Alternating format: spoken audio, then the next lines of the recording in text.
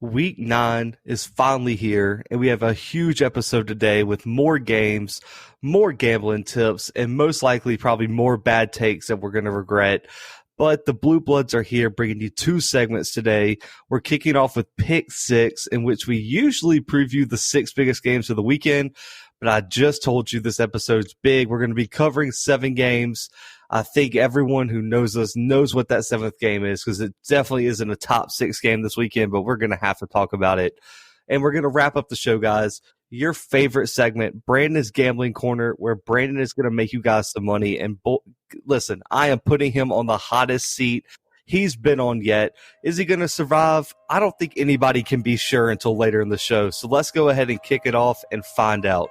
So week 9, man, big slate of games. We picked the 6 biggest games and one that's just like a little bit close to our heart that I'm sure we're going to have some takes on. But B-Dub, let's go ahead and start it off with a huge Big 12 conference game between the number 16 Kansas State Wildcats traveling all the way out to West Virginia to take on the West Virginia Mountaineers. What do you think about this matchup? And what do you think about unranked West Virginia being a 3.5-point favorite over number 16 Kansas State? See, I just don't understand that for the life of me, and I wish I did. I mean, and I guess when you look at the two teams, it kind of makes sense, but like the rankings are there for a reason. Like, what's going on? Why would Kansas State possibly be ranked 16th in the country? West Virginia unranked. I get it; they have 2 losses, but I mean, obviously, it looks like. I mean, obviously, the favorite is is West Virginia, which makes them probably the better team. So why in the world would Kansas State be ranked above them? I don't know. I mean, the only thing I could think of is how much weight are they putting into the Skylar Thompson injury? Yeah, that's fair enough. I mean, if you look at the numbers, it kind of makes sense. I mean, West Virginia is putting up 460 yards a game. They're holding offenses under 275 yards a game. While Kansas State's, doing almost the exact opposite. You know, they're getting 367 yards a game, allowing 430 a game. Like, if you put these two teams on paper, the spread makes sense. The rankings, not at all. And really the results on the field.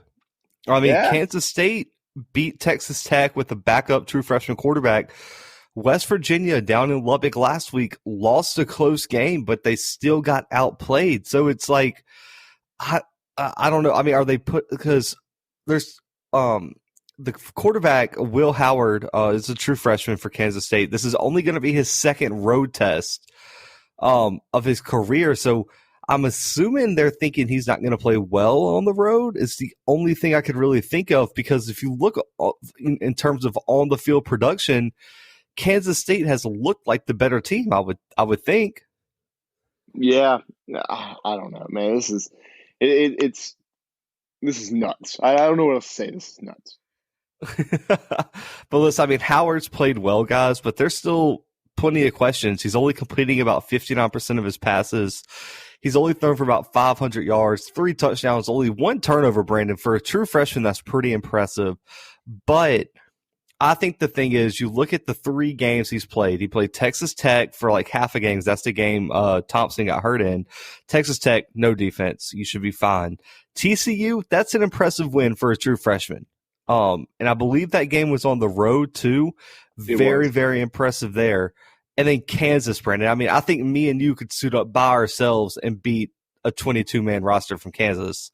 I mean, not the steepest competition, but Brandon, you look at other weapons like Deuce Vaughn. He might be 5'5", but he is just killing the competition. He is going to have to be great in terms of taking the pressure off of Howard. And, you know, he's racked up over 300 yards rushing, 4 touchdowns. But for me, Brandon, you saw it in the Oklahoma game. You saw it last week against Kansas. When K-State needs a playmaker, Vaughn always seems to be there, and he's so explosive.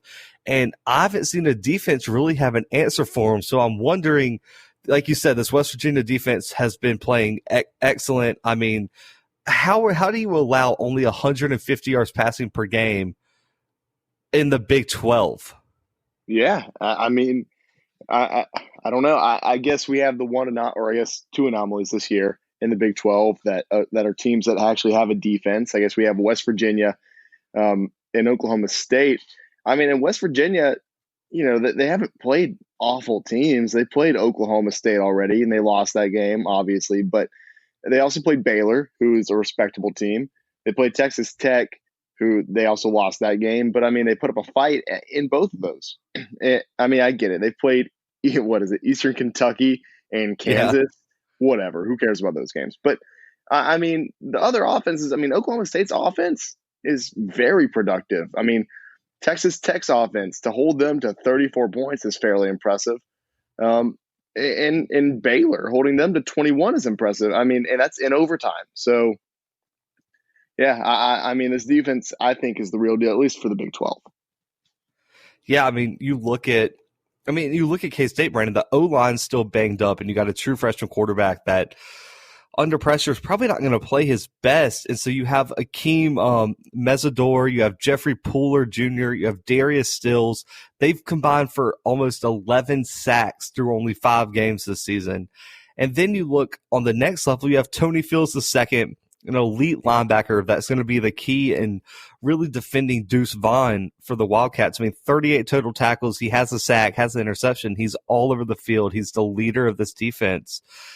If the Mountaineers defense can make Howard uncomfortable, Brandon, I think this could be a long game for the Wildcats. But then on the flip side, you have Jared Doege, and he's got to play elite football, Brandon. I mean, he's completing almost 65% of his passes. He's thrown for over 1,300 yards, 9 touchdowns, 3 interceptions. He's played good football, but we haven't seen it consistently. You look at the Texas Tech game last weekend. He didn't play his best game against a defense that everyone plays their best game.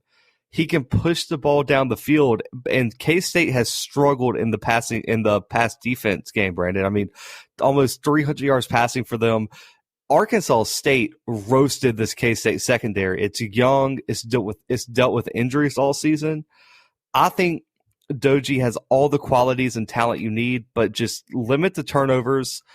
The defense should be able to force K-State in some awkward decisions, awkward moments, whatever you want to say. So he just has to be consistent, accurate, and smart. And 2 of his 3 interceptions have come from downfield throws. So just be smart with those downfield throws when you're trying to, get behind this. I guess the weakest part of this K-State team is that secondary. Yeah, you're absolutely right. Listen, man, I think if Skylar Thompson's playing, Brandon, this is a no-brainer. I think K-State by a mile. I think Skylar Thompson, that loss was huge. They've been rolling without Skylar Thompson for a little while now, Brandon, but I expect the moment to finally be too big for Howard. I think the Mountaineers defense forces him into some costly mistakes. I have West Virginia in a close one with technically, in my opinion, the upset, but I guess not spread-wise. But West Virginia, Brandon, 24-20 over K-State this weekend. Yeah, I don't know. I think my problem is that I've been thinking too much, Zach. I've fallen a little bit behind in pick 6, even if, I get those 2 games back that you cheated me on. Even if I get those back, you're still beating me this year. I've got to cover some ground, and I've been thinking too much. And, my brain right now is telling me West Virginia, but my brain's dumb. So I'm going to go with Kansas State in the real upset this weekend, Zach. And I'm going Kansas State 28-24. I like it. But let's stick in Big 12 country, technically SEC country, but it's Big 12 country. We have Arkansas traveling to Kyle Field to take on the number 8 Texas A&M Aggies beat up. Texas A&M was a 12.5-point favorite. Brandon, you picked Arkansas on a big upset week in the 3rd week of the SEC season. Do you think they have a chance at upsetting the Aggies this weekend? I mean, I obviously I think they have a chance. I still think this is a good team. I don't think that I think that they've been screwed once or twice. I mean, you know how those SEC officials are with this Auburn team this year, right? You heard about that? Hey, we'll cover that a little bit later in the show. Okay, good. We'll get back to it. But anyway, I mean, this Arkansas team is still good regardless of the record. I mean, they're 2-2, but those 2 losses have come to Auburn, which I think they should have won. And Georgia. And that Georgia game, I mean, we all remember it. It was week 1 in the SEC. It was a close game regardless of the score. I mean, they ended up losing 37-10. But Zach, I mean, you can't tell me that wasn't a close game. I mean, they were leading at halftime. That's what I'm saying. They held Georgia to 5 points in the first half. Yeah, and I mean, obviously you've seen this team this year. If you haven't watched any other game, you at least watched the Auburn game. And this team doesn't look bad. I mean, they truly come out and shocked a lot of people, including myself this year. Yeah, the biggest thing for me is like how physical and how much effort they play with. They are super, super physical. They never give up on a play. And I think Sam Pittman was a hire in the SEC this offseason that got the least amount of attention. Right. Just because of who he was. And I mean, how do you overshadow, Lane Kiffin, Mike Leach, etc.? And you look now, and right now, Sam Pittman might be the best new hire in the SEC. I mean, it's looking that way to me. They look a lot like, I'm not going to say they look good, but they look a lot better than a lot of people expected. And watch out for them to win a few more football games this season, but not this weekend. Texas A&M, this team is, I'm not even going to say they're great either. I think they're a little bit overrated. They're number 8 overall in the poll right now, or I guess it is the poll. I don't know what they are on the coaches poll, but that one's irrelevant anyway. I don't even know why they had that one anymore. Just get rid of it. I really don't. And Texas A&M, I mean, I just talked about how Arkansas has only lost 2 big games. Texas A&M has only lost to Alabama this year, and they beat Florida. They upset Florida at the time. They beat Mississippi State. They didn't look great in that game, but I don't know that they had their I don't know if they were too alert for this game. I mean, they were probably overlooking it and not overlooking it to look at this Arkansas matchup, maybe some matchups down the road. But this Texas A&M offense, I mean, I think they look incredible. I mean, they're putting up 422 yards a game. They're scoring 28 points a game. But the funny thing to me about this matchup, Zach, is no matter how good Texas A&M is, they're still giving up more points than they're scoring overall on the season, as is Arkansas. Does not make any sense, right? It doesn't make sense. I mean, how does that happen? They're what, 3-1, and they have a scoring deficit for this season. I mean, I guess that's what happens when you barely edge out Vanderbilt in the first week of the season. I mean, they won 17-12, and then they get blown out by Alabama week 2. It's 52-24, and then they let Florida score 38, and Mississippi State scores 2 touchdowns on them. So I guess that's what happens. Hey, Alabama has to mess up everything. I mean, let's be honest here. Yeah, I mean, we knew that. But man, I have to look at this QB matchup. That's something that this one's interesting to me, Brandon, because it's 2 quarterbacks that are really talented, but you never know what version of them you're going to get. That's true. I mean, Felipe Franks could go from what he was at Florida's high points to throwing 4 interceptions and getting benched. You got Kellen Mond, who can go from the best quarterback in the SEC to 7th, 8th in the SEC real quick. I mean, Brandon completing 64% of his passes, almost 1,000 yards, 8 touchdowns, only 3 interceptions. He's done an excellent job taking care of the ball, moving the chains, being the leadership that this offense has missed these past few seasons. And 2 of those interceptions came in the Georgia game, Brandon. It's only 1 interception since week 1 for Franks, which is outstanding considering the competition he's faced. And then you get to Mond. Only 61% of his passes are completed, about 1,000 yards, 9 touchdowns, 2 interceptions. He played his best game I think I've ever seen him play against Florida 2 weeks ago. But, man, what happened against that Mississippi State defense? I have no idea. It makes me really worry, Brandon. So my question is going into this game is which QB will deliver? Who's going to protect the football, move the chains, make the plays down the field, and whoever is most efficient and the best quarterback this weekend is going to win this game, Brandon. And I do have an X factor that's not a quarterback, Isaiah Spiller for Texas A&M. He is going to have to run the ball. I mean, so in their past 2 games, Brandon, which were both wins, he rushed for over 115 yards per game. In their one loss this season, yes, it was against Bama. He had 25 rushing yards. Right. He's got to be explosive, physical. He's got to take the pressure off of Kellen Mond, Brandon. If he starts running the ball, Kellen Mond and Jimbo Fisher can open up that playbook, and they can attack all levels of the field. It opens up every bit of the playbook. And, Brandon, you said you weren't sure about this upset. This matchup's always close. And, Brandon, Texas A&M is on an 8-game winning streak in this series right now since 2012.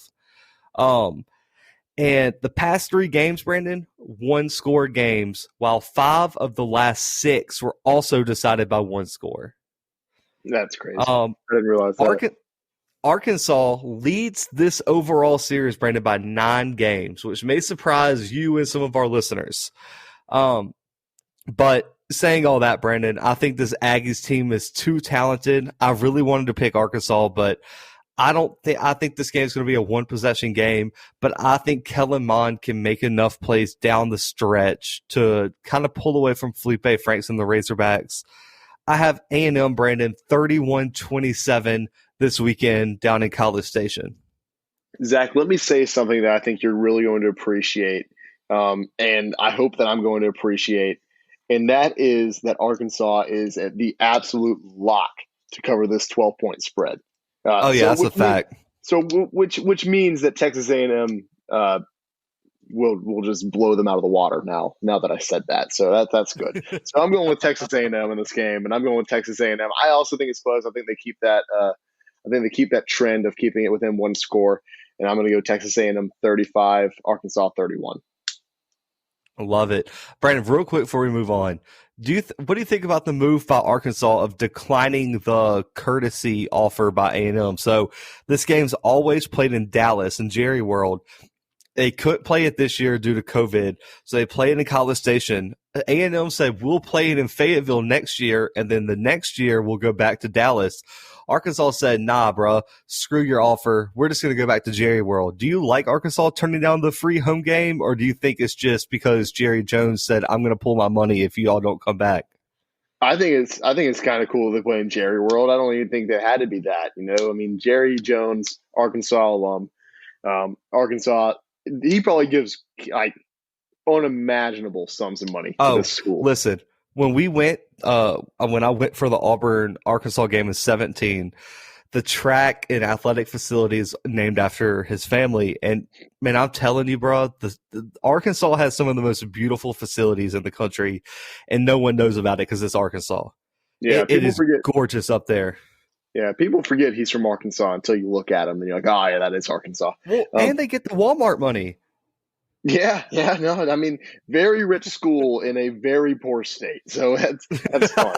But all right, guys, we're gonna move Louisiana. I'm sorry. I was about to say, like Arkansas is just Louisiana without the water.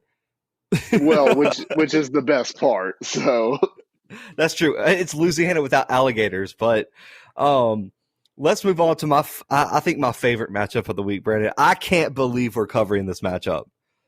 Okay. Brandon, Indiana, number 17 in the country at Rutgers is what is on the docket. And I cannot believe this made our pick 6. And it did make our pick 6 because it's a top 6 game of the weekend somehow.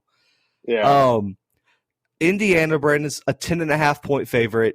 And listen, I know everyone's over here like Rutgers made the pick 6. Yeah, we didn't think it was going to happen either, but Rutgers coming off a huge upset win over Michigan State. Indiana comes off a bigger upset over number 8 Penn State. Brandon, what do you think about this matchup? I don't think either of us are experts on Indiana or Rutgers, but what you got to say about this game? I can't believe Buttgers is on the podcast again. That's kind of cool, right? I don't think we've never covered a Rutgers game, have we? Yeah, well, we obviously had to talk about them in the past. I mean, I coined them Buttgers, so that's that. I mean, that had to come from somewhere.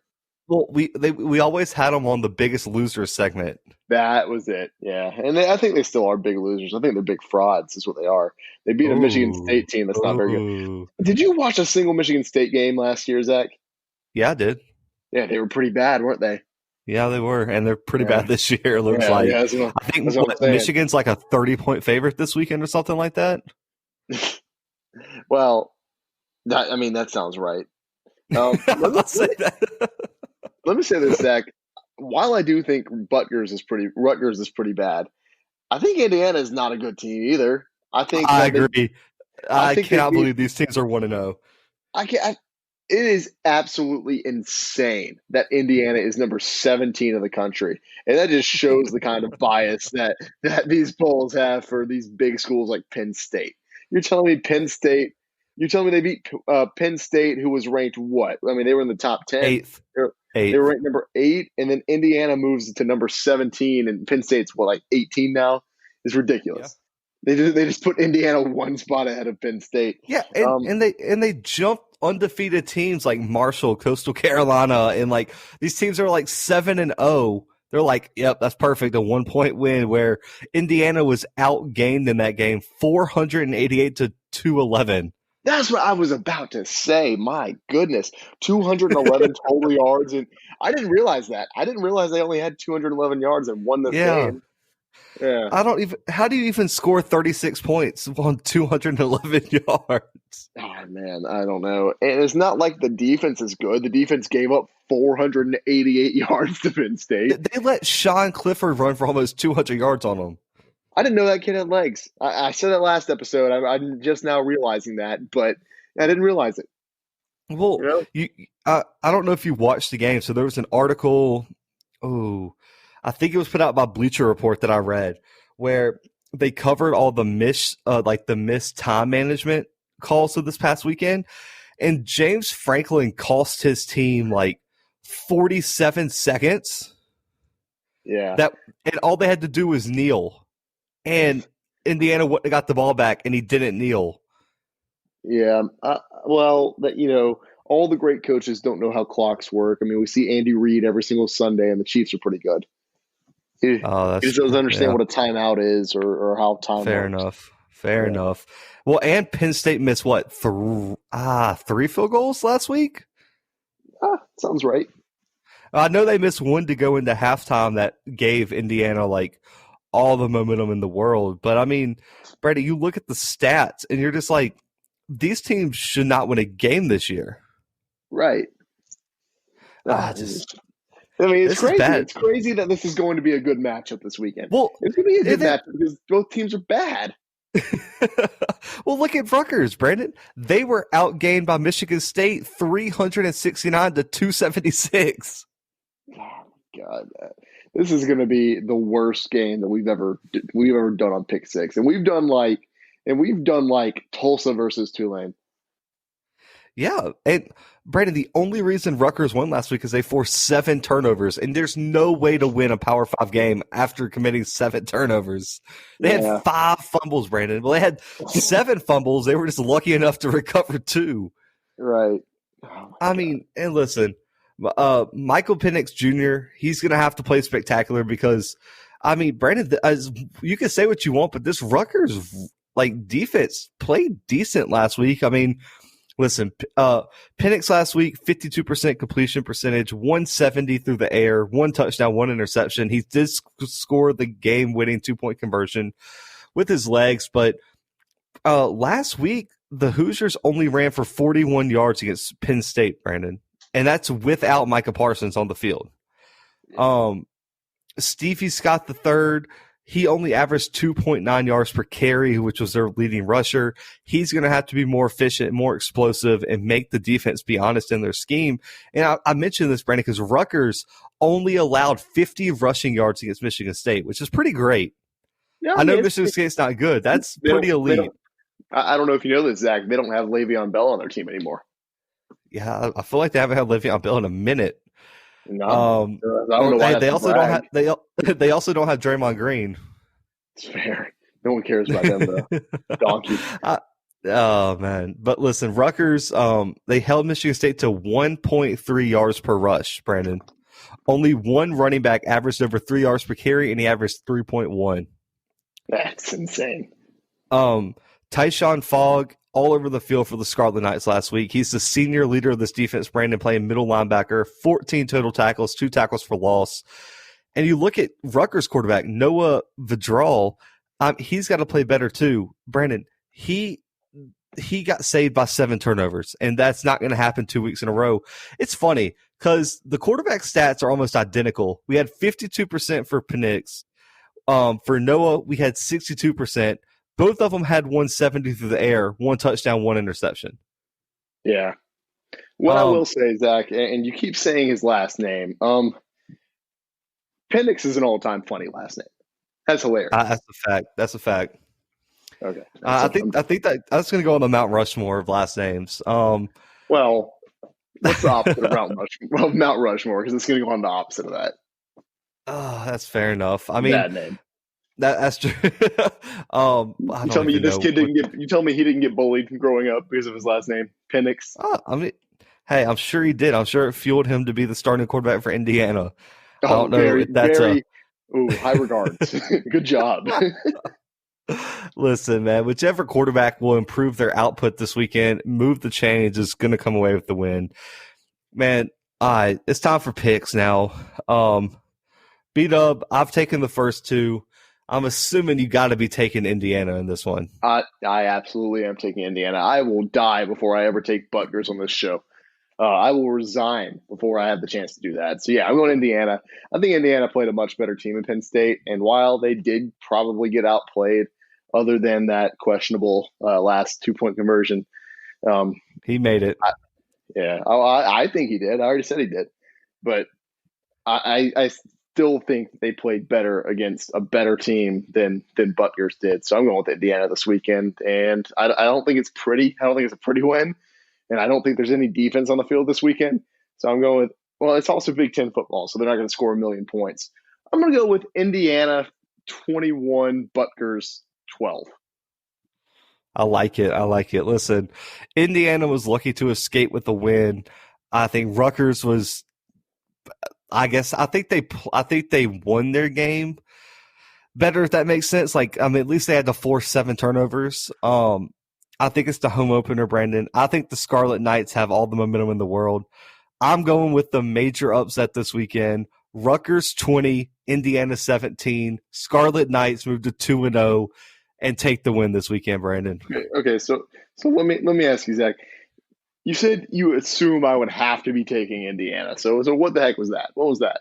I was just because I know you, and you would never take Rutgers. You would never go out on a limb like I do and take Rutgers. Come on. Don't give me that. You just said you would quit the podcast for you took them. I hate Buttgers. I do. Okay, listen. I have a serious question. So, I was talking to someone about this. How come Greg Schiano can't coach anywhere but the worst team in the country, and then he's just like really good at it? It doesn't make sense. It really doesn't. I mean, he's an awful NFL coach. Terrible. Terrible. Ask anyone in the NFL. Awful. Tennessee tried to hire him, and the protesters about burnt the city down. And then he comes back to Rutgers. And then he comes back to Rutgers, and he just keeps winning. Like, people forget he had this team number 2 in the country last time he was here. Yeah. Didn't end well, but yeah. Listen, we'll leave with that. We'll leave that alone, B-Dub. We're going to move on to the AAC. Really a Power 6 conference here. Memphis at number 7, Cincinnati, Brandon. We have a 7-point spread for Cincinnati. And Brandon, is there any way anyone in this conference can knock Cincinnati off? Yeah, I mean, it's the AAC. I feel like it's the Wild West, really. Because I mean, we watched them last year. I'm pretty sure we had the same conversation. Can anyone knock Cincinnati off after they got beaten? I think it was the opposite. I think it was, can anyone knock Memphis off? Because with Kenneth Gainwell going, that team was rolling last year. I want you to rewind this podcast to 13 months ago from today. We were not talking about Memphis. We were talking about Cincinnati because they were still undefeated. And the 3 big dogs in the conference, I mean, because UCF got knocked off at that point. So we were talking about Memphis, SMU, and Cincinnati, but we were mainly talking about Cincinnati. And I can't help but feel like this is like the same sort of thing here. And I'm not going to say they're going to lose this weekend, at least not yet. But I mean, something's bound to happen. I mean, it's the AAC. Something's going to explode. Oh, man. I don't know, man. So, I mean, Cincinnati's coming off a huge road win over SMU. Memphis, a 2-game win streak after a disappointing loss to SMU. I think the most obvious matchup that's going to matter, Brandon, Brady White in this offense against this elite Cincinnati defense. Are you ready to say they're elite? I don't know. I don't know if I am. Oh my goodness, Jesus Christ! They're allowed. I I don't mean, know they're what still. to I do. mean, I get it. They are. I mean, leaps and bounds and any other word you can think of better than Memphis's defense. I'll say that. Well, I feel like we asleep might be better than Memphis's defense. I mean, Memphis is allowing, and for anyone who doesn't realize, Memphis is allowing 568 yards a game. How do you do that? How do you do that when you play Temple and when you play Arkansas State? I mean, I get it. SMU and UCF, I guess I get it, but still, I mean, the other two, it's not like UCF ran for 1,200 yards on them. I mean, they're allowing almost 350 yards through the air per game. Yeah, I mean, you should not be allowed to be in a as Zach would so eloquently call it, a Power 6 conference if you're allowing 205 yards rushing a game. I guess. Well, I'm sorry. I'm sorry. I'm wrong about that. I was about to say. Sorry. Can you do the math? I apologize. I'm not a math guy. I'm just an accountant. That's just an accountant. But, man, the Cincinnati defense allowing only 300 yards per game. Brandon, under 200 yards passing per game. Yeah. That's crazy, especially since they've already played, teams like SMU who throw it consistently. And, Brady White, he's been really good this season, man. Over 1,300 yards, 17 touchdowns, 4 interceptions. He's been accurate. He's been efficient. He's been explosive. Just about every game outside the SMU game. He struggled there. He collapsed against a weak SMU defense. He's got to keep throwing the ball down the field. That's the recipe for success for Memphis. Throw the ball down the field, protect the ball, and keep this defense off balance. But this Cincinnati defense, Brandon, last week played an elite, I would say a statistically elite offense down there in Dallas. And they graded out as, I think, the best coverage unit by Pro Football Focus last week. Yeah. I mean, Ahmad Gardner, I mentioned him last week, best defensive player in the AAC, already got 3 interceptions, 3 pass breakups. Kobe Bryant, he lines up on the other side, 2 interceptions with 3 pass breakups. And Brandon, this secondary is allowing the lowest completion percentage in the country for opposing quarterbacks. Are they? Yes, their starting DBs are allowing like 23% of passes being completed against them. I mean, that's insane. That's elite. That is elite. It's like, I can't even think of another way to word it other than elite, Brandon. And if Cincinnati plays at this high level, at their highest level, Brandon, I don't even know if this game is going to be close unless Brady White delivers a virtuoso performance. Yeah, I mean, I can see it. And how about this? You already mentioned that woeful Memphis defense. What about this Cincinnati offense that seemed to kind of find its rhythm last week? Yeah, last week were the key words in that sentence, Zach. I don't know. The Cincinnati. Are you doubting Desmond Ritter? Are you doubting Desmond Ritter? I need to hear you say it. I don't want to. I really don't want to. I don't, because I know the second that I do, I'm gonna get burnt. It's gonna happen. You already got burnt. You picked against them last week, and you got that work. I know I did. I don't like it. That's why your pick-6 record sucks. Well, it's trash. It sucks because I'm willing to go out on a limb like you won't, Zach. Hang on. We got Zach Stradamus over here. Zach Stradamus, is that right? Yeah, especially after predicting that big upset. What, the 2 big upsets? I think there's only one person on the show that even got one of them right. I got both of them right. Zach, look, I don't trust analytics. I don't trust the numbers. I mean, look where that got the Tampa Bay Rays last night. Where are they at? Goodness. They're at home. No ring. Because they trusted analytics. That's why I don't do it. I don't know, man. I mean, Desmond Ritter, it just he put on his best performance of the year last week. 200. I mean, this offense is averaging 200 yards rushing and passing per game. It was helped by Ritter's explosion on the ground, but they were missing so much talent early, Brandon, that I feel like a lot of these stats are kind of deflated because of that. He's completing around 60% of his passes, 7 touchdowns. The 4 interceptions is kind of concerning, but they came early. But Brandon, for the entire season, he's averaging 10 yards per carry. That okay. I mean, that's very impressive number for him. Yeah, and this might be a problem for a Memphis defense that is already struggling in pass coverage, which means they're going to be they're going to be hyper focused on it. They're going to get caught up on their defender, and what's going to happen? There's going to be room for Ritter to escape the pocket. Memphis is not a great front 7 team. They aren't going to get a lot of pressure on Ritter. This is a terrible matchup for the Memphis Tigers here. And what about Jared Doakes? Each week, Brandon, he's getting better and better. He's already got 6 touchdowns on the ground. I think this Cincinnati defense is so unique. You have all these high-flying passing offenses in this conference, and the Cincinnati team was the complete opposite. They're ground-focused. They're physical. They're tough. They will just drag you out in the deep water and drown you. I think this is going to be a real problem for Memphis this weekend. Memphis is going to have to play their best football of the year to come away with the win here. But I think Desmond Ritter is too much, Brandon. He's too much for this defense. The secondary for the Bearcats forces multiple turnovers. I think this game gets out of hand. I got Cincinnati 42-20 over Memphis this weekend, Brandon. Wow. I don't know about 42-20. Look, my heart really, really, and I know I just talked about how. You're going to screw it up again. I know, and I hate that I'm going to do this to you, Zach, but I have to. I'm going with Cincinnati in this one. My brain is telling me Cincinnati, and I know when I trust my brain, I lose. I'm going with Cincinnati just because I think that they do have a good defense. I'm not going to call them elite, Zach. I won't do it.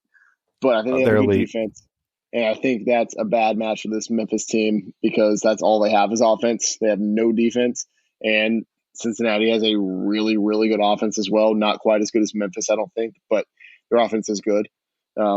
So, yeah, I'm going with Cincinnati. I don't think it gets out of hand, Zach. I mean, I think it might be like a 10-point game. I'll go 31-21. I like it. Back to the Big 12, though, B-Dub. We kind of talked about this team a little bit earlier. Texas at number 6, Oklahoma State. Oklahoma State is a 3.5-point favorite. Brandon, how do you see the biggest Big 12 matchup of the year going down in Stillwater? First of all, I want to say I'm obviously going to go with Oklahoma State here, Zach. I mean, I know we try to hold our predictions for the end, but that's my Big 12 champion, and they are undefeated, and how could I pick against them? I don't understand how the ESPN matchup predictor has Texas winning this one. A lot of people have been picking Texas. Yeah, I bet they are. A lot of people think Texas is back, and they're just not. They're not bad. That's fair enough. I'll agree with you. I mean, I am also picking Oklahoma State here. Yeah. Well, surprise, guys. I mean, this is a spoiler alert. I mean, everyone listening knows we picked them to win the Big 12. Why are we going to abandon them when they're number 6 in the country? I mean, Brandon, I released my top 10 this week. I have them at 4th. Why would I pick against them? Yeah, it doesn't make sense. It would not make sense for you to do that. I mean, honestly, the QB matchup is going to be one to watch, Brandon, especially Sam Ehlinger against this Oklahoma State defense. Ehlinger is playing at a pretty high level. I mean, this offense is averaging 45 points a game. He has 1,400 yards passing, 17 touchdowns, 5 interceptions, 7 rushing touchdowns. I mean, the thing, though, Brandon, is this team goes as Ehlinger goes, which could be a good thing or a terrible thing depending on whatever weekend it is. It is so variable in what we get from him. And you go to the other side of the ball, Oklahoma State's allowing under 180 yards through the air, and they're playing elite football back there. I mean, Trey Sterling, Colby Harville-Peel has caused problems for almost every defense they face. Sterling, the run-stop hybrid-type player, 28 total tackles, which leads the team, 1 pass breakup. Harville-Peel is the ball hawk, 2 interceptions, 2 pass breakups, 13 total tackles. And then you got Rodarius Williams and Jarek Bernard Converse. I mean, they've been shut down on the outside for the Cowboys. Brandon Williams is only allowing 45% completion rate against him in coverage, while Converse is only allowing 33.3% completion rate against them. I mean, that's incredible. Elite production. And Brandon, we've seen Ellinger struggle against elite defenses in his career. You think of all those matchups with TCU. Yeah. He always struggles with elite secondaries. Trayvon Moehrig on that team on TCU gave him problems. He threw, 2 interceptions. He was real inefficient this year against TCU, and I expect that could be the case again this year, Brandon. And, you look on the other side of the ball, the Texas defense, it's only allowing about 130 on the ground. But, Brandon, they struggled to stop the quarterback run. You see Max Duggan in the TCU game ran all over them. He had, 3 rushing touchdowns in that game. Right. Spencer Sanders looked really healthy last week, his second start this weekend since his ankle injury, and we saw him dominate Iowa State on the ground. He had 71 yards rushing touchdown, in which he broke away and broke a bunch of tackles for a 20-yard touchdown run. I think the game plan this week is feed the beast in Chuba Hubbard and let Sanders have designed runs. I think you're going to see so many read option QB powers for Sanders this weekend. Hubbard, Brandon, we said it last episode. He finally decided to join us this season. He's been finding his rhythm. Over almost 500 yards rushing, 5 touchdowns, dominated Iowa State last week. And with Texas's inconsistency in shutting down running backs, I think Hubbard's going to make them pay if they are not disciplined in their gaps, their tackling, and or their playmaking this weekend. Yeah, I agree. And I think a big key to this Oklahoma State victory is going to be the return of Spencer Sanders, and I guess kind of the return of Chuba Hubbard. I mean, he hasn't been explosive this year like he was last year, but he's looked better in recent weeks than he did at the beginning of the season. So. I think he's finally starting to find his footing again. And so, I mean, I think that this – first of all, Zach, what I will say is that now we are talking about an elite defense. If we're talking about Oklahoma State, this is the first time we've talked about an elite defense all episode. We have an elite defense finally. Okay, so you always call me out for using, experts that you don't like. You hate when I reference Colin Cowherd. I do. Right? He's the worst. You're a big fan of Pat McAfee, right? I mean, I like Pat McAfee. I don't know if I'm a big fan. Oh, okay. He picked Cincinnati to go to the playoffs this year. Good for him. I think he's incorrect. What I will say, I think he's a very funny guy. I don't know if he's a very smart sports guy. He was a punter. Okay. Well, just drop it. God, man. But yes, they're elite. I think this defense is better than what Cincinnati has. I'll give you that. Right. Thank you. But man, Texas is a trendy upset pick, man. But I got some stats for you, B-Dub. Maybe I can get your dumb brain here. I'm about to fall asleep. Oklahoma State has won 4 out of their last 5 games against the Longhorns. And if you want to extend it, they've won 7 of their last 10. Okay. Love it. Texas has not beaten Oklahoma State in Stillwater since 2014. Uh-oh. That's a long time, B-Dub. Yeah, it is. It really kind of. I mean that's a 1-game winning streak or 2-game winning streak for Oklahoma State and Stillwater? They play every other year, 6 years. So 2 games, but I mean the 7 out of 10 is pretty tough. That's a good stat. And with Texas's win last year, it was like 4 in a row. Right. So the streaks are there, Brandon. We saw Oklahoma's streak against TCU come to an end. Or Texas streak against TCU. We saw Oklahoma's streak against Iowa State come to an end. I think a lot of people are putting a lot of stock into Sam Ehlinger and him being the one to figure out this defense. I don't think so, Brandon. I think Hubbard dominates the Longhorns. I think Sanders makes enough plays with his legs for the Cowboys to pull this one out. I think Ehlinger turns the ball over against the secondary, and I think I got Oklahoma State 34-24 this weekend. I think it might be a little bit closer than that. I understand it's only 10 points, But I don't think this Texas team is bad. I mean, I think their offense is respectable as long as Sam Ehlinger actually shows up and plays. And I think he might do that this weekend. So I've got Oklahoma State. I'll go with 35-28. I like it. But we got the game of the weekend here. Number 3, Ohio State. At number 18, Penn State, Brandon. Ohio State's a 12-point favorite. And I'm so pissed, man. This game was going to be one of the best, most hype games of the year. But then Penn State had to go and muck it all up.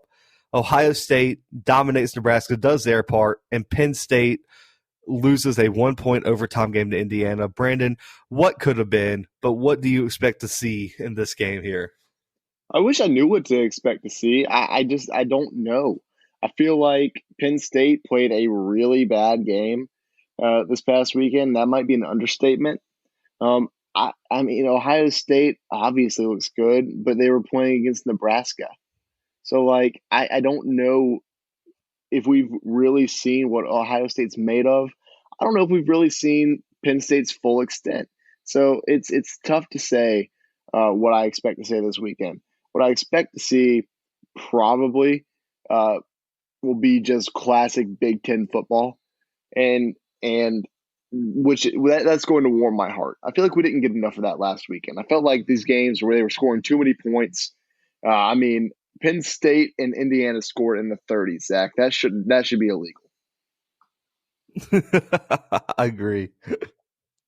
Yeah. So, I mean, I don't know. And in Ohio State, obviously, I mean, they've been breaking the trend of that Big Ten stereotype. That's just all defense, no offense. I mean, they scored 52 against Nebraska. I mean, given it's against Nebraska. So I don't know how much weight that actually holds. But at some point, do we have to crown Justin Fields as the second greatest quarterback in the country this year? And I know some people are putting him above Trevor Lawrence, which is insane, but he's definitely the second best in the country, right? Yeah. I don't think you could put anyone above him. I mean, Zach was weighing out how good Bo Nix was compared to Justin Fields right then. No, I thought you were going to guess who I was considering, but no, like I want to hear it. Well, one of my options. One of my options hasn't played yet, and the other one was Sam Howell. Okay. But I don't know, man. I'm struggling here because you're right. I don't know if I don't know what Penn State really is, Brandon, because I don't think they played terrible, but they didn't look very good. And then you got Ohio State, who looked like arguably the second or third best team in the country. What I will say is that it's kind of crazy that this Ohio State defense gave up 210 yards on the ground to Nebraska. How do you do that? It's pretty hard, but I think Nebraska's much improved, Brandon. And I was really looking forward to see how Nebraska looked against Wisconsin this weekend until Jack Cohen decided to get everybody COVID. But We'll talk about that. No, we'll talk about that another episode. The game got canceled, didn't it? Yes, because the entire Wisconsin team got COVID just about. And so did Paul Christ. That's nuts. Yeah, insane. And the bad part is now that pretty much eliminates Wisconsin from playoff contention. Which is insane because I had Wisconsin in the Big Ten championship. If they have one more game canceled, they don't qualify for the Big Ten championship either, right? What? Yes, you have to play at least 6 games. Who made that rule? The Big Ten. Yeah, and their great commissioner. Yeah, that's good. I'm glad they're making rules. Because instead of starting on time and building in bye weeks for COVID, he just wants to do 8 games in 8 weeks. Never mind. I'm gonna get mean. I'm gonna move on. But listen, I mean, I thought Penn State played well last week, Brandon. They just had one too many mistakes. 2 interceptions by Sean Clifford, multiple missed field goals. You had, poor clock management. I mean, Brandon, they missed a field goal from 23 yards. Right. How in the world do you miss a field goal for 23 yards? I mean, I can make that. Ask most Alabama kickers. Oh, tough, tough. I mean, but like we said earlier in the show, Brandon, I mean, they outgained Indiana 488 to 211. They held Indiana to under 50 yards rushing, under 200 in the air. And I think this defense could have an argument to be one of the best in the country if Micah Parsons was out there. They're that good. You look at someone like Shaka Toney. I mean, he's elite off the edge. He could be a player to watch this weekend. He had 2 sacks last weekend with 7 total tackles. He's long, physical, quick off the edge, and he's a mismatch against just about any offensive tackle in the country. But then you look at the running game, Brandon. That's where it's going to get you. Do you trust Sean Clifford to do it all on his own? No, absolutely not. Because starting running back Journey Brown's out because of a health issue. You had Noah Kane, who is now out with an injury for the season. So that's your third string running back, Devin Ford now, who only averaged 3.5 yards per rush last week against a weak Indiana defense, is going to have to step up against this Ohio State defense. Do you trust that? Because if Sean Clifford has to be the leading rusher for Penn State, they're going to lose by 100. I agree. And, you look on the flip side, Ohio State, man, Justin Fields is just good. Do you have any other words for it? I do not. I absolutely do not. I mean, and this Ohio State, I guess, offensive line did a real good job protecting him. I think he has the mobility to get away from some of these Penn State pass rushers. I think, you look at the run game. They have 2 running backs that they can just depend on. They got Master Teague and Trey Sermon. They can just hand the ball off and go. And I don't think Penn State has the personnel in the back end of their defense to match up with what Ohio State's running out there at wide receiver. I mean, Garrett Wilson, elite. Chris Olave, elite. They just have too much talent at too many places, Brandon. I think it's going to catch up to Penn State. I think it's going to be close early, Brandon, but with no crowd, with Ohio State being as talented as they are, they pull away late. I have Ohio State 34-23 over Penn State. Yeah. I think I honestly think that the spread's at a good number. I think 12 is a solid number for this game. And I think Ohio State's that much better than Penn State, honestly. I mean, Penn State obviously took a giant hit with Micah Parsons opting out of the season. And I think that people are finally starting to realize that maybe this Penn State team isn't quite as good as we ranked in preseason. There was absolutely no reason they should have been a top 10 team in the country. I'm going with Ohio State in this one. I feel like I keep picking similar scores to you, but I'll go 35-21. I think that's a good score for this game. I like it. All right, guys, it's that time. You're probably like, man, I'm not one of those people Zach said earlier knows what game's coming next. Well, it's time for you to know. We are covering the LSU at Auburn game. They're not ranked. There was no numbers in front of those names. It's the first time since 1999 when Auburn won 41-7 over LSU. But LSU is a 3-point favorite this weekend, B-Dub. Listen, it's the game of the week for me. It's the game of the week for you. It's the game that's going to test our friendship. Brandon, what do you expect from this matchup? I don't know what to expect, Zach, and you want to know why? Because over the 4 games LSU has actually played this season, I've seen one team on the field for 2 of those games and another team, a completely different team, on the field for 2 of them. I don't know if you watched the game last weekend against it was LSU South Carolina, and LSU, I mean, just looked like a transformed team on the field. And maybe it was just they were playing South Carolina. But then again, so far this season, they've lost to Mississippi State and Missouri. They've only beaten Vanderbilt and South Carolina. And out of those 4 teams, I mean, who would you say is the best of those 4? I think it's probably South Carolina. And I think LSU came out and showed people that their defense isn't just going to roll over like they did for 2 weeks out of the season.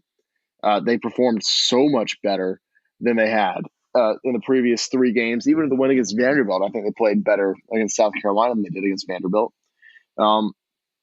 Miles Brennan's out for this game, so we're going to see true freshman TJ Finley again this weekend. Last weekend against South Carolina, I'd say he played pretty well. Zach, what do you think? I think he was elite. Yeah, so he played really well. We might see Max Johnson take some snaps in Jordan Hare this weekend. He's another true freshman. He's the third string quarterback for LSU, but I guess he'll be second string this weekend. Coach O has kind of hinted toward like a not really a two quarterback system, but something like that. Like he wants to get Max Johnson a few more snaps. He played really well when he got in last weekend. This LSU team, man, they can score. They really can, and I think it's going to test this Auburn defense. But Zach, I want to hear what you have to say before I go on any more of a tangent about LSU football. I mean, for me, man, the matchup to watch is simple. Bo Nix in this Auburn offense against Derek Stingley in this LSU defense. Yeah. Both of these units have been so inconsistent all season. I mean, LSU made Connor Bazelak and KJ Costello look like Heisman contenders in their losses, which is a huge concern coming into the game. But it, like you said, it looked so different last week against Colin Hill in South Carolina. It didn't even like the same team at all. And then on the flip side, you have Bo Nix at home, one of the best quarterbacks in the SEC at home. But then when he leaves Jordan Hare, he might be the worst quarterback in the entire country. And this year, Braden, at home, he's completing 60% of his passes, 420 yards, 4 touchdowns, and no turnovers at home this year. On the road, that falls to like 56%, 600-something yards, 2 touchdowns, and 4 interceptions. Yeah. And the discrepancy in yards is because they've played more games on the road than at home so far. But, this game's going to be in Jordan Hare. So it's going to be the question of, will LSU's secondary be able to shut down Seth Williams and Anthony Schwartz? Will Bo Nix take care of the ball? And will the LSU defense be able to pressure Nix and force him to shrink in the pocket and throw the ball to the few fans in the crowd? The answers to these questions are going to determine how this game turns out. But listen, Derek Stingley better not cover a single person on this Auburn team other than Seth Williams. Oh, if he does, it's a travesty. And he Bo has to travel. Should be fired if he has. He has to be fired if he puts Derek Stingley and anyone other than Williams. Yeah, I mean, because say what you want, Seth Williams is one of the best wide receivers in the SEC. I'm not putting Eli Ricks on him. I'm not putting who else? Jacoby Stevens. I'm not putting anybody on him except for Derek Stingley, and you saw that last year.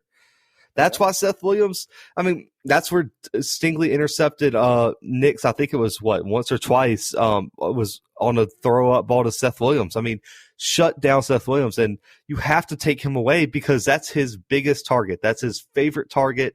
Bo Nix is going to throw it to Seth Williams 15 times a game. Yeah, absolutely. Derek Stingley needs to be there every time. But my X factor, Brandon, is Tank Bigsby for Auburn. That's my X factor as well. I was about to ask you a couple questions about him. Go ahead. How well does he run up the middle? Like a tank, literally. Well, no pun intended. Well, then Auburn's going to score 1,000 points in LSU because LSU cannot do anything when teams run up the middle on them. I mean, Damone Clark, it misses tackles. Jacoby Stevens misses tackles. They don't fill gaps in the middle of the field.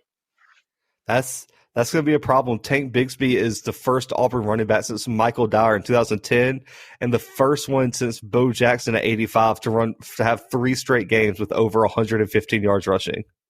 Yeah, well, we'll go ahead and count it for 4 because. And he won SEC Freshman of the Week last weekend. Yeah. Where he had 2 touchdowns. He's rushed for over 430 yards, ran in 3 touchdowns, and he didn't play week 1. Well, I don't want to talk anymore. Yeah, I mean, he's a 5-star. He's really good, guys. And listen, the only reason I have him as my X factor is because, like Brandon said, South Carolina and Missouri were able to run all over LSU. They were. And up the middle. If you go back and watch, up the middle. Every single time. And listen, if Tank gets 100 to 150 yards, Auburn will win the game. I truly believe that because if LSU stops running and Bo Nix has to win the game, Auburn's done for. LSU will win it by 100. But Brandon, I mean, the final match of the game I'm really worried about, or I think I'm interested to watch and see how it turns out, is the LSU offense against the Auburn defense that's missing some key pieces. They're missing KJ Britt, their linebacker. Their secondary is a little bit banged up. And Terrence Marshall Jr. has been terrorizing defenses all season. I mean, he has 9 touchdowns, Brandon, which leads the SEC right now. I mean, he is elite. He really is. He's an elite wide receiver. And people were worried when Jamar Chase left. I still think he's the better wide receiver of the two, but Terrace Marshall's no pushover, man. He is a great wide receiver. He elite, man. And listen, but I think this Auburn secondary is the best secondary LSU's faced so far. No, I don't know. I was going to apologize to somebody, but I don't know who else. I don't know who you could apologize to that LSU's faced. Yeah, so I think I'm pretty confident saying Auburn secondary is the best they faced. Look for Roger McCreary and Terrence Marshall Jr. to be the matchup to watch when LSU has the ball. It's going to be one to watch. McCreary's going to travel just like Stingley's going to travel with Williams. And my thing, Brandon, is Finley going to perform as good as he did in his first start in his first ever road start? He played spectacular last weekend. I mean, 265 through the air, 2 touchdowns, 1 rushing touchdown, only 1 interception. And yes, the limited crowd should help, but that still is still so different playing on the road than it is at home, especially in Death Valley. Yeah, I absolutely agree, and especially when it comes to this matchup. In the past, 20 years? Yeah. Is ridiculous. Yeah, the last time LSU started a true freshman quarterback, 41-7, 2014. It was not a good day for LSU fans, but I don't think it's going to be that bad. If someone wins this game 41-7, I'm going to be shocked. If someone could score 41 points while limiting the other one to 7, I'll be mind blown. But listen, man, Finley, because we're just watching 2 offenses this weekend. This is a Pac-12 game. Exactly. I mean, but listen, Brandon, I mean, the recipe's simple for Finley, man. Get the ball into your playmaker's hands. Don't turn the ball over and just play within yourself. Where he's going to mess himself up is trying to do too much, and that's going to lead to the game getting out of hand. Right. And Brandon, I got to get your opinion on this. My last matchup before my prediction. LSU has to establish a running game to help Finley. And that's so hit or miss too this season. It really is. I was about to ask you because Tyron David Price, John Emery, they have been inconsistent at best, and I feel like inconsistent's not even a good enough word. Yeah, I mean, I agree. I mean, if we get the Tyrion Davis Price that we saw last weekend, then yeah, I mean LSU has a great chance of winning this game. But we don't know if we're going to get that. I mean, he ran for 130 yards last weekend, and he has 245 yards on the season through 4 games. He has 245 yards. Like you literally have more than half your yards in one game. I don't know how you do that, but I hope we get that again. And I hope one thing I'll say is that the running game is going to have to establish because there's not going to be. I don't think there's going to be one like super standout receiver on this LSU team. At least not that wasn't indicated from last week. TJ Finley is pretty good about spreading the ball out, whereas Miles Brennan's just going to pass the ball to Terrace Marshall Jr. every single time. So, right. I mean, if that's Auburn's strategy is to cover Terrace Marshall Jr., good luck because there are other weapons on this LSU offense, and TJ Finley knows how to utilize them. Right. And for me, Brandon, get into predictions. I think Nix is a different animal at home. I think Finley's going to be playing his first ever road game. That's going to be the difference. And no offense here, Brandon, I think you can even agree. I trust Tank Bigsby at home over Davis Price or Emery Jr. to help their quarterback. And, Brandon, my biggest thing, Auburn's playing at home. That means the refs will just be more in our pocket. I won't even be surprised if LSU scores a touchdown and the ref forgets to tell the scoreboard operator to put it on the thing. We win by refs taking away touchdowns. I have Auburn 23, LSU 21, Brandon, this weekend. Holding LSU to 21. That's bold. That's really bold. Oh, man. And I'm usually willing to hedge my happiness, Zach, but I can't choose against my Tigers. I'm going with LSU in this one. I think they break the curse. They win in Jordan Hare. I don't know how they do it, but they do it. And I'm going with LSU. LSU 37, Auburn 32. 32. What a weird 30, number. 31. Let's go 31. I don't know why I said 32. I'll take it, man. I'll take it. But listen, guys, we are getting to Gambling Corner, last segment of the day. Man, fan favorite, man. We're bringing a twist to it this year. If you've been tuning in, you already know what's up. So let's jump right into it, man. Super Dogs. Brandon, you got your SEC Super Dogs here, man. I need you to can these underdogs stay under the spread. You got Mississippi State, 30.5-point underdogs against Alabama. Absolutely not. They are going to get beaten by a large margin. Especially since they've had, 6 opt-outs in the past 24 hours, including Colin Hill?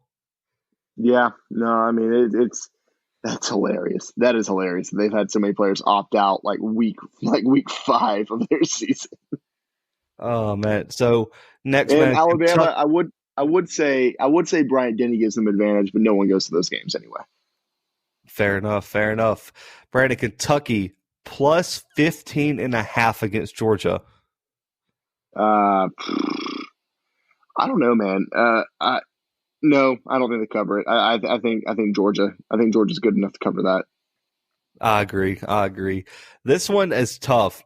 Missouri, 12.5 against Florida. That is really tough. Because you don't know who's going to be out for Florida.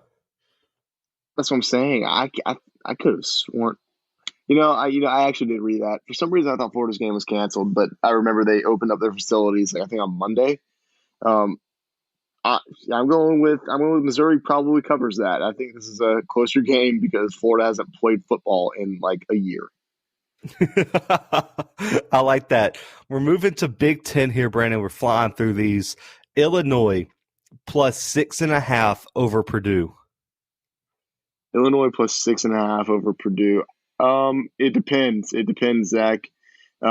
Is Mr. Football playing? Is Mr. Wide Receiver playing? Right now, Rondell is still questionable, but his replacement did have 4 touchdowns last week? Did he? I did not know that. I don't care about Purdue football unless Rondell Moore's playing. Hang on. Yeah, I believe his replacement had 4 touchdowns and 15 catches or something outrageous. It was just the announcers were I don't even know who this kid is, but I'm mind blown right now. No, I think Purdue covers that spread. Then I think they win by more than a touchdown. Really? Ooh, I do. I mean, yeah. So David Bell last week for Purdue had 13 catches, 120, and 3 touchdowns. That's pretty good, I would say. It's pretty elite. Yeah, I'm not going to go into my reasoning. We don't know how good Wisconsin really is. We all we know is that Illinois is not good. Fair enough. Maryland plus 19.5 over Minnesota. Man, I think Maryland covers that. I don't know how. Talia should have his scholarship revoked. I'll say that. But I was waiting for that. I think they somehow cover the spread. All right, man. Michigan State plus 24.5 over Michigan. It's a rivalry game. They absolutely cover that. Michigan, once again, we don't know how good Michigan really is. I know they won this game against Minnesota. We don't know anything about Big 12 football. We don't know who's been practicing, who hasn't been practicing. I think Michigan State can cover a 24.5-point spread against their biggest rival. You would hope so. But, Brandon, money line picks. Let's go. Got to say if you would take the money line or not. Syracuse plus 330 over Wake Forest. See, that payout is really good, but I think Syracuse is really bad. So, no, I'm taking Wake Forest. Fair enough. Georgia Tech plus 730 over Notre Dame. Absolutely. Taking it every day of the week. 730, that's a big number. Notre Dame, they're going to lose a game at some point. They have to. Right, you feel like they're going to have to slip up. There's no possible way they go undefeated. That's what I'm saying. And Georgia Tech has shown us flashes of a good football team. So, yeah, sure. I'll take it. Louisville plus 136 over Virginia Tech. Every day of the week, Louisville's going to win this game. It doesn't matter. This game Louisville could have been the favorite. I would have taken the money line still. I like it. All right, over-under segment. Clemson, Boston College, Brandon, 61.5. Way over. Way Clemson over. might get that in the first half. Dude, Boston College just does not have a defense. Clemson does, but all Boston College has is an offense, so I think they score at least a few. Clemson can score 1 million if they wanted to. It just depends on how Dabo's feeling, I guess. After what he did to Georgia Tech, I think he's done. Yeah. Georgia, Kentucky, 42.5. Georgia, Kentucky, 42, and that's so low. I guess that's because Georgia has probably the best defense in the country. I'll 42.5. I'll go under. I'll say under. Ooh, that's a ballsy one. I know. Iowa State, Kansas, 51.5. Over, because Iowa State's going to score 53. Absolutely. Kansas is just playing. They only have one set of scholarship athletes. They're just playing their basketball team on the football team this weekend. Hey, that's fair enough. All right. UCF, Houston, 82.5. UCF, Houston, 82. 82 is so many points. That's so many. I guess it's because is UCF scoring 60 points a game now? Yeah, it's like 50. I think it's like 57 or something like that. It's something outrageous. That's a really fun over under because it seems like an outrageous amount of points. I'll take the over. I mean, I'll have fun with it. I'll take that. All right, I'll take it. Northwestern Iowa, 46.5. Northwestern Iowa, 46. Where's the game at? I believe it's in Iowa. Yeah, if it's in Iowa, it's going over. The over has to hit in the Children's Hospital. It's for the kids. Notre Dame, Georgia Tech, 57.5. Under. Way under. Yeah, I don't think there's going to be many points in this one, to be honest with you. Ole Miss, Vandy, 64.5. Over. I think it's over. Vandy. This is my mortal lock, bro. Like, Lane Kiffin's going to try to score 200 to shove it to the SEC. Well, that's all. Yeah, for sure. That's all that they can do is score. And Vanderbilt, I mean, Ole Miss doesn't have a defense either. So, yeah, I'm going way over. Yeah. Last one here. UAB, Louisiana Tech, 46.5. That's a low number. I'm going over. I mean, if I'm up in the air, I'm going over every single time. All right, man. The seats get turned up here for these last two. We have Auburn, LSU prop bets. So first we'll have over under 66.5. Over. Way over. All right. First half money line. Who do you think will be leading at halftime? You have Auburn plus 130. A tie is plus 850, and LSU is minus 115. Oh my gosh, that tie number that's so enticing, Zach. No, that's enticing because I really could see this game being tied at halftime. Like, I feel like that's like an outrageous number for a game against two really bad teams. But I guess I see where it's coming from because I don't know. I guess I haven't watched a whole ton of Auburn football this year. Have they gone into a game? Have they gone into overtime tied so far this year? It was a 1-point game against Kentucky. They were getting bad things done to them by Georgia, so no on that one. They were winning against Arkansas. It might have been tied last week against Ole Miss. I cannot remember exactly, though. And Arkansas, yeah, we were definitely killing them. In South Carolina, we were up. So, yeah, I don't think so. We might have been once. Yeah, I don't think LSU's gone in halftime tied at all this season. So, I mean, I guess that's where that comes from. Man, this is tough. I'll go. I'll take that. I'll take that Auburn. I think Auburn could be winning at halftime. I'm waiting for a second half comeback from my Tigers. All right. First half over under 31.5. First half over under 31.5. This is tough. That's so tough. LSU, by the way, did go into halftime tied with Missouri, which should be illegal. 31.5. See, because to beat that, this is so tough. I mean, it could be 21-14, and that would beat that. I'll go with over. All right. Third quarter money line. Who do you think is going to be winning going into the fourth? Auburn plus 145, the tie plus 490, LSU plus 105. Wow, none of them. Okay. Wow. I mean, all of them are dogs. I like that. I'll go with. Shoot, this is tough because I want because basically what I'm doing is I'm going with Auburn, but I'm going with LSU just losing all the way until the end of the game. So I'll go with Auburn. All right. More rushing yards as a team, Auburn or LSU? Oh, Auburn by a million. What? More passing yards, Auburn, LSU. LSU. I think TJ Finley's got it on him. All right. Who has more interceptions after this game, Finley or Nix?